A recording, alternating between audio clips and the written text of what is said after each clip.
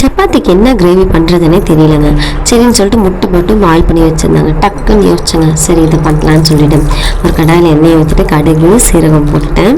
அதுக்கப்புறம் ரெண்டும் பொரிஞ்சதும் ஒரு 4 வெங்காயத்தை வந்துட்டு எடுத்து கட் பண்ணி போட்டுக்கிட்டேங்க. அதுக்கப்புறம் அது நல்லா வதங்கினதும் தக்காளி பழம் போட்டுக்கிட்டு அதுலேயே உப்பு, மஞ்சள் பொடி, தனியாத்தூள், மிளகாய்த்தூள், பெப்பர் கொஞ்சம் போட்டுட்டு அதை நல்லா வதக்கிட்டேங்க. தக்காளி வதங்கினதும் கொத்தமல்லி கருவேப்பிலை போட்டுட்டு பாயில் பண்ணி வச்ச முட்டையை கட் பண்ணி எடுத்துக்கிட்டேங்க. அந்த உள்ளே இருக்கிற மஞ்சள் கருவை மட்டும் செப்பரேட்டாக எடுத்து வச்சுக்கிட்டேன்.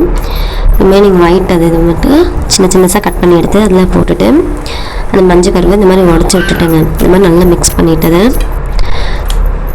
அதுக்கப்புறம் சப்பாத்தியோடு வச்சு சாப்பிட்டு பார்த்தேங்க. டேஸ்ட்டு ரொம்ப சூப்பராக இருந்துச்சுங்க. ஃபஸ்ட் டைம் ட்ரை பண்ணாங்க. நீங்களும் இந்த மாதிரி ட்ரை பண்ணி பார்த்துட்டு சொல்லுங்கள்.